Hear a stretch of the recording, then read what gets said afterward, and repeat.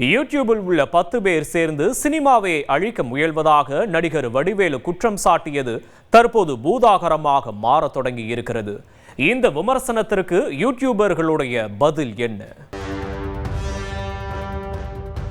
வீக்கெண்டானா சின்ராச கையிலே பிடிக்க முடியாதுன்னு சொல்ற மாதிரி வெள்ளி சனி வந்ததும் அந்த வாரம் வெளிவரக்கூடிய புது படங்களை பார்த்து யூடியூப்ல விமர்சனம் செய்யக்கூடிய திடீர் திரை விமர்சகர்கள் இன்னைக்கு எக்கச்சக்கமா பல்கி பெருகி போயிருக்காங்க.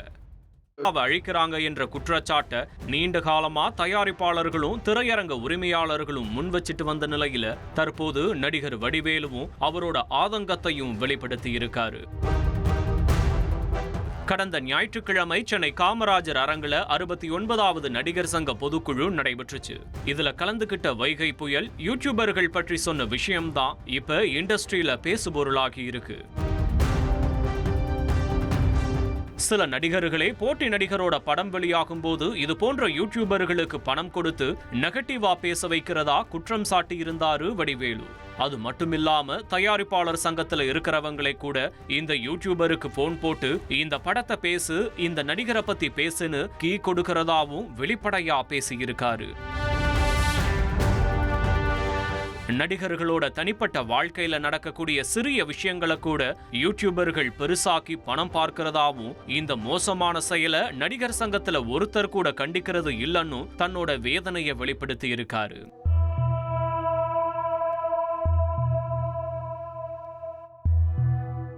வடிவேலு கடைசியா 10 பேர் சேர்ந்து சினிமாவையே அழிக்க பாக்குறாங்க, இதை தடுக்க நடிகர் சங்கம் நடவடிக்கை எடுக்கணும்னு வலியுறுத்தி இருக்காரு. ஒவ்வொரு திரைப்படமும் இந்த விமர்சகர்கள் கிட்ட இருந்து உயிரே தப்பிச்சு எப்படியாவது ஓடிவிடுன்னு செத்து பொழைச்ச பிறகுதான் ரன்னிங் சக்சஸ்ஃபுல்லின்னு பப்ளிசிட்டி பண்ண முடியறதா தயாரிப்பாளர்களும் திரையரங்க உரிமையாளர்களும் தெரிவிச்சிருக்காங்க.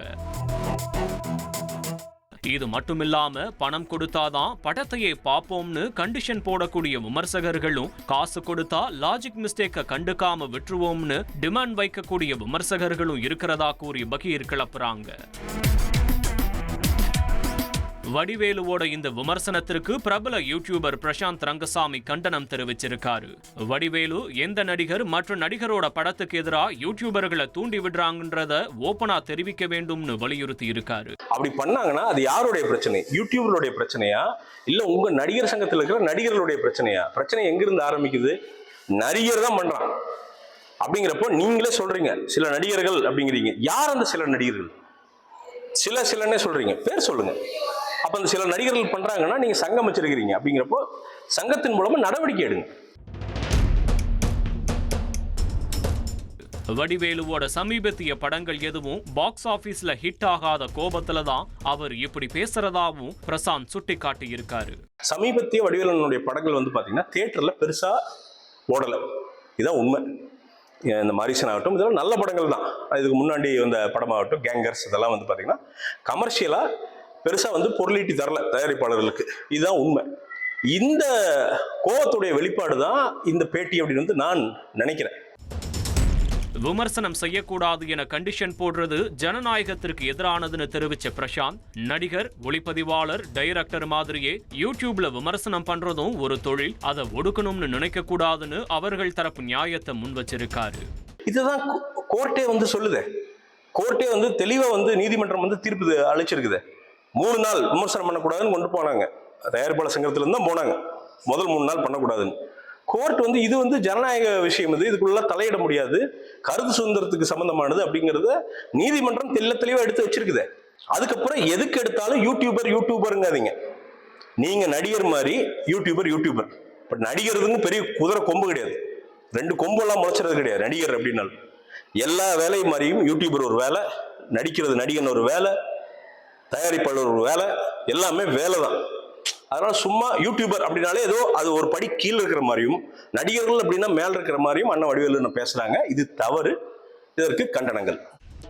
அதே நேரம் கிசு என்ற பேர்ல நடிகர்களோட அந்தரங்க விஷயத்துக்குள்ள டெலிலென்ஸ் போட்டு அலசி ஆராய்ந்து வதந்தி பரப்புபவர்கள் மேல கட்டாயம் நடவடிக்கை எடுக்கணும்னு பிரசாந்தும் வலியுறுத்தி இருக்காரு.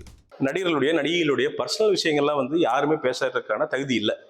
அவங்களுடைய தனிப்பட்ட விஷயங்களை எப்படி பேசுறதுக்கு, மற்றவங்களுக்கு பேசுறதுக்கு, பொது வழியில் பேசுறதுக்கு அனுமதி இல்லையோ அதே மாதிரி தான் நடிகர்களும். அவங்களும் மனுஷங்க தான். ஸோ அதனால் நாம் ஏதோ ஒன்று என்னன்னே தெரியாமல் வந்து பார்த்தீங்கன்னா பொத்தாம்பதோ சில யூடியூப் சேனல்களில் வந்து பார்த்தீங்கன்னா அவங்களுடைய அந்தரங்க விஷயங்களை கூட வந்து வெளியில் பேசிடுறாங்க. அது என்ன சரி தவறுன்னு தெரியறதுக்குள்ளேயே வந்து மக்களுக்கு ஒரு ஜட்ஜ்மெண்ட்டுக்கு போயிடுது. அதனால் சீரழிந்த நடிகர் வாழ்க்கை வந்து நிறைய இருக்குது. ஸோ இது வந்து கண்டிப்பாக நம்ம ஏற்புடையது கிடையாது. அவர் சொல்கிற விஷயத்தில் நம்ம உடன்படுறோம். அந்த மாதிரி யூடியூப் சேனல்களை கண்டிப்பாக கேள்வி கேட்கணும். ரொம்ப எல்லை மீறி பண்ணியிருந்தாங்கன்னா கண்டிப்பாக வழக்கு தொடரணும், தவறே இல்லை. முடிவா இந்த திரை விமர்சனம் படத்தோட வசூலை பாதிக்குதான்னு கேட்டா நிச்சயம் பாதிக்கும். அதே நேரம் இந்த டிஜிட்டல் உலகத்துல யாரும் இதை தவிர்க்கவோ கட்டுப்படுத்தவோ முடியாதுன்னு சினிமா பத்திரிகையாளர்கள் தெரிவிக்கிறாங்க. வீக்டேஸ் முழுக்க web series, foreign television shows, OTT மூவிஸ்னு உலக தரத்திலான படைப்புகளை தேடி தேடி பார்த்து ரசிக்கிறதையே ஃபுல் டைம் டியூட்டியா கொண்ட இந்த ஜீனியஸ்களுக்கு உள்ளூர்ல வெளியாகக்கூடிய திரைப்படங்கள் நிச்சயமா யானை பசிக்கு சோளப்பொறி கிடைச்ச கதையாத்தான் இருக்கும்னு தெரிவிக்கிறாங்க. அதே நேரம் வெறும் பொழுதுபோக்க மட்டும் தேடி வரக்கூடிய ஜெனரல் ஆடியன்ஸ் சுமாரான படங்களை கூட படம் ஓகே ஒரு தடவை பார்க்கலான்னு பாராட்டக்கூடிய மைண்ட் செட் உடையவர்களா தான் இருக்காங்க. ஆனா யூடியூப் விமர்சகர்கள் பணத்தை வேஸ்ட் பண்ணாதீங்க, தலைவலி கேரண்டின்னு அலர்ட் பண்ணி படம் பார்க்கணும்னு நினைக்கிறவங்களையும் டைவர்ட் பண்றதுதான் இப்ப பெரிய பிரச்சனையா உருவாகி இருக்கிறதா சொல்லப்படுது.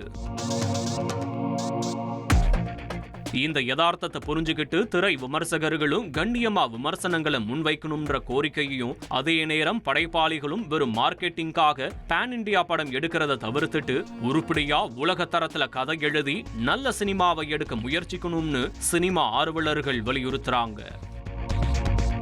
ட்ரெண்ட ஃப்ரெண்ட் ஆக்கிக்கோங்க. தந்தி டிவியின் சப்ஸ்கிரைபர்ஸ் அண்ட் ஃபாலோவர்ஸ் குடும்பத்துல நீங்களும் இணையுங்க.